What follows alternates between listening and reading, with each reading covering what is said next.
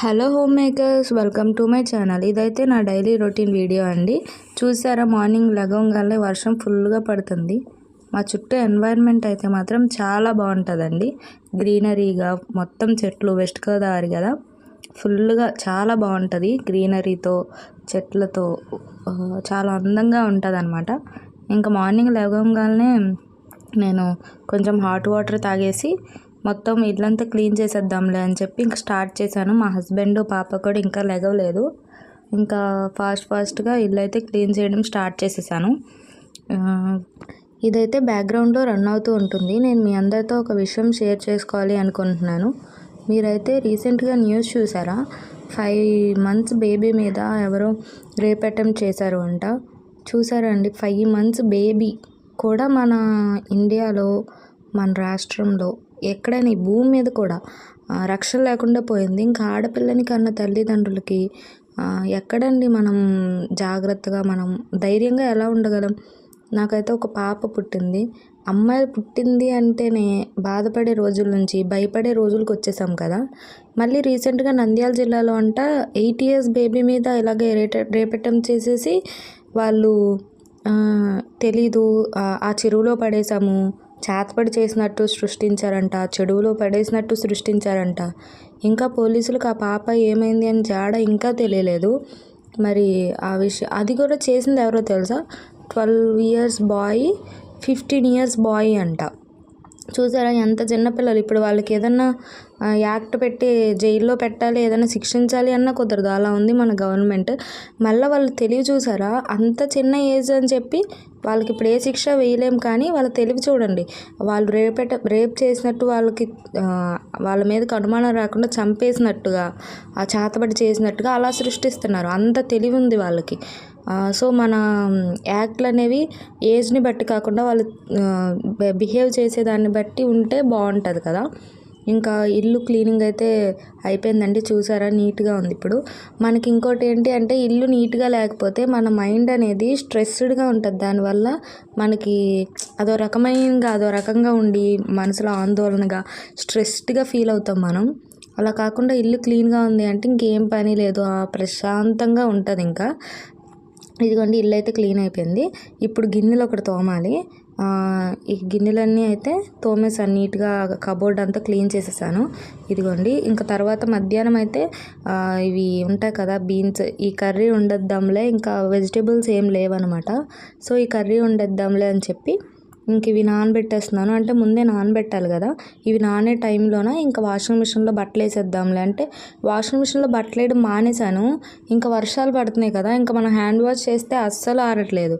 Washing మిషన్లో వేస్తేనే 2 to 3 days అలా పడుతున్నాయి.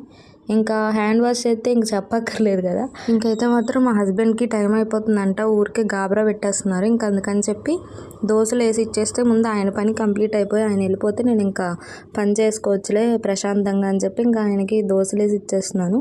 ఇక్కడైతే మాత్రం రాగి దోశలు వేస్తున్నానండి. అంటే ఆయన కూర్చొనే వర్క్ చేస్తూ ఉంటారు కదా.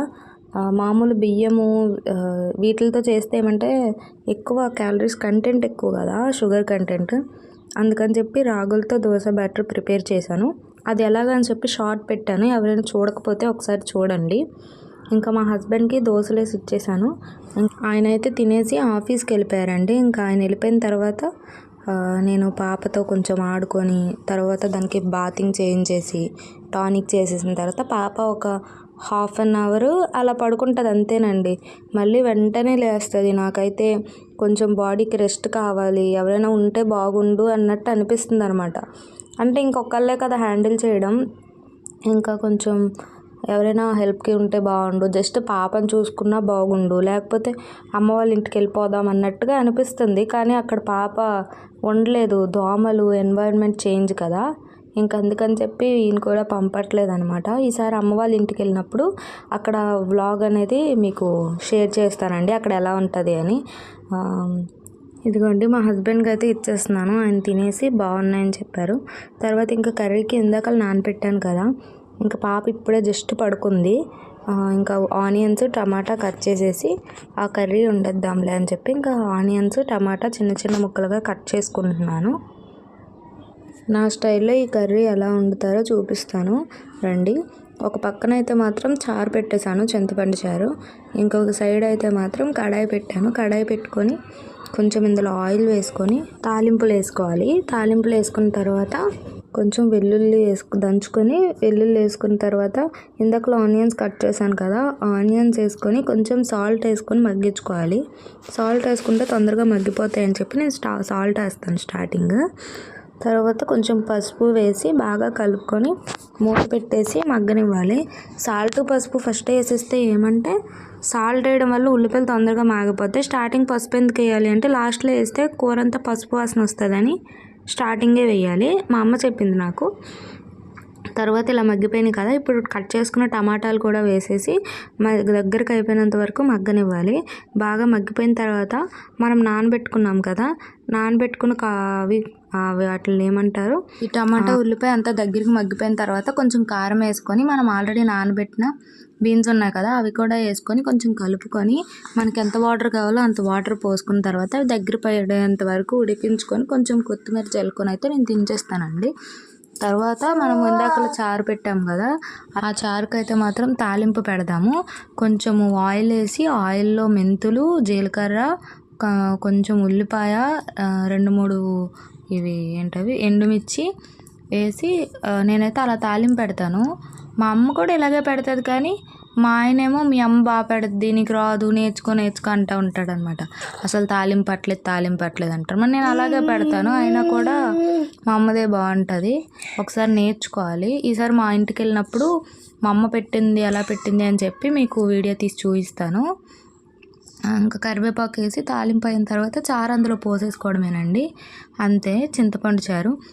చింతపండు చారు ఎలా అంటే వాటర్లో కొంచెం చింతపండు, చిన్న నిమ్మకాయ సైజ్ అంత చింతపండు వేసుకొని అందులో కొంచెం సాల్ట్, తర్వాత కొంచెం పసుపు వేసుకొని చేస్తాము. మా సైడ్ అంతా ఈ చింతపండు చారు లేకపోతే అసలు అన్నమే తినరు అనమాట, అంత అలవాటు ఈ చింతపండు చారు. ఇదిగోండి, బాగా తాలింపు వేగిపోయిన తర్వాత మనము ముందే కాంచుకున్నాం కదా చారు, ఆ వాటర్ని ఇందులో వంపుకోవాలి. ఇదిగోండి, కర్రీ కూడా అయిపోయింది, రైస్ కూడా అయిపోయింది, వాడ్చేసాను. ఇందాక వాషింగ్ మిషన్లో బట్టలు వేసాను కదా అవైతే ఆరబెట్టేశాను. తర్వాత ముందుగానే ఆరిన బట్టల్ని మడత పెట్టేసుకున్నాను. పాప ఉంది కదా, ఎందుకైనా బెస్ట్లే అని చెప్పి 2 డేస్కి ఒకసారి అలాగ బెడ్షీట్ చేంజ్ చేసేస్తున్నాను. బెడ్షీట్ అంతా చేంజ్ చేసేసిన తర్వాత ఇంకా బట్టలు ఉన్నాయండి, అవి మడత పెట్టాలి. చూడండి కబోర్డ్స్ ఎలా ఉన్నాయో. ఇంకా నైట్ అయితే మాత్రం అదే కూరతో తినేసాను, జస్ట్ రైస్ పెట్టుకొని తినే. ఇంకా నైట్ ఏ వ్లాగ్ షూట్ చేయలేదు. Thanks for watching.